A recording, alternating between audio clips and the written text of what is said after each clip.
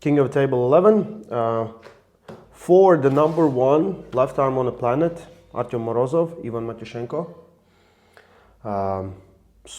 It's open weight class, right? Yeah. I think East vs West super heavyweight title is on the line because it's Theoretically part should of be this. as well. Yeah. So Ivan could be double champ if he wins. He's 105, 115. 105 is Aljan.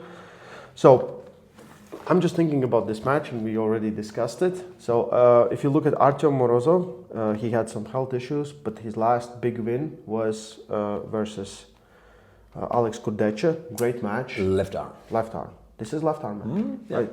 So and now he's facing Ivan Matyushenko.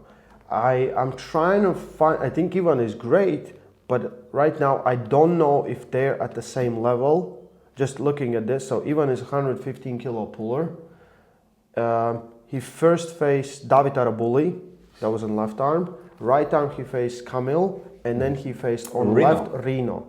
With Reno, it was a somewhat interesting match. He dominated that match, but it was some struggle there.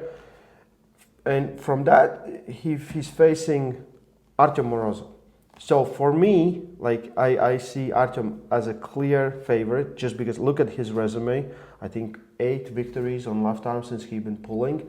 Had some times where he lost a round or so, but great war versus Dadikyan, and then beat Alex Kurdecha in a really good match.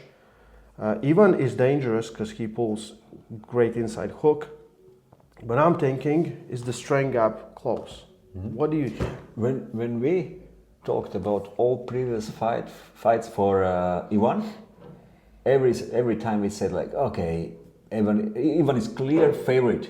Arabuli, Reno, it's like, okay, Ivan is clear. Right now, we have a fight where Ivan is, I would say, underdog. Yeah.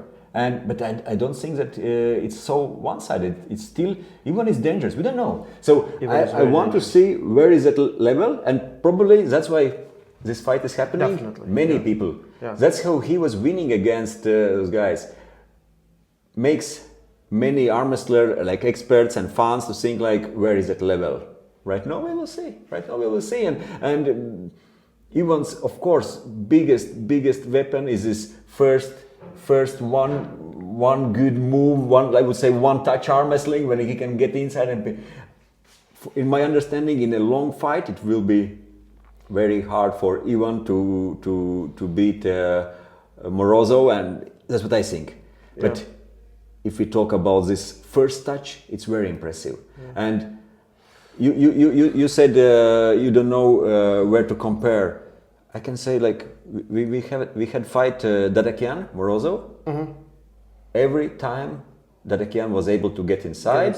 Yeah. First 3 rounds, Dadikyan was able to put Ivan in a worst possible position. Not Ivan, but Artyom. Yeah. When he was under here with lost supinator, with trying to hold on, trying to fight.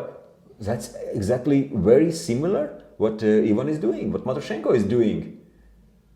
Why not? Stylistically. Physically. We don't know. And I think Ivan is very strong. And also at that point, Dadikyan was maybe around same weight as Ivan right now. It's not like he was some. No. He was similar 110, 115, maybe even under. Yeah. He's not walking so huge around. He's normally like around that weight category. So it gives us some maybe expectations of great arm wrestling, of good fight. And Morozov usually is very versatile. He can top roll, he can press, he can pull inside. I think he will choose going to the top roll. And at least what he's preparing right now, it seems like he will try to catch and go for top roll. Yeah. But it could be a mistake. Because Ivan is... There are not too many arm wrestlers who has been able to top roll Ivan. Even years ago, we know that Ivan is his biggest advantage or his biggest strength is to get in that position. He gets he gets so insane. Great. He has done that with Vitaly Lalyetin. He has done that with top guys in the world, with Sandris Shedis, with I think with Gerano before. Usually he gets in position. So to pro Ivan is not easy. So I see that Artyom will have to fight against Ivan inside, and that could be inside fight. I don't see like if Artyom can stay away from the hook, I don't know if he can stay away from it too long, right? But even is very hand dominant. He might even keep his wrist flat and go sideways. I'm thinking that if the strength gap is close, it will be a match. It will be an inside match most likely. Yeah. And I think I give an edge to Morozov. He has great endurance, and he showed many times he's very versatile. Plus, it's king of the table, so it's title doesn't matter. It's 6 rounds, right? Four to win.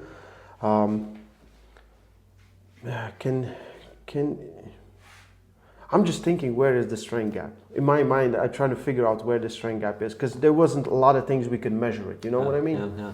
Only fight we saw that Ivan lost was against Reno, and that time Reno went against Ivan, and he was able to little bit use that fast press himself, and even stayed in that defensive.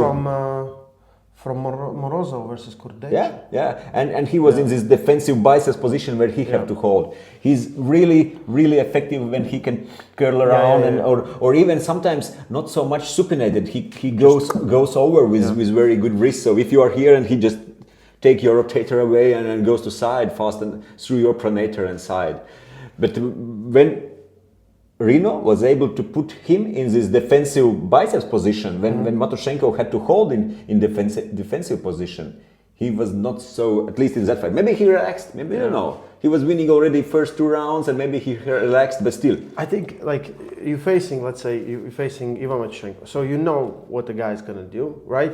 And you think, okay, what is the best scenario? Because you don't want to be in his strongest position. You don't want to go hook to hook, because he might be just too much there, right? So top roll, but how many people actually have succeeded top rolling him, right? So that's another question.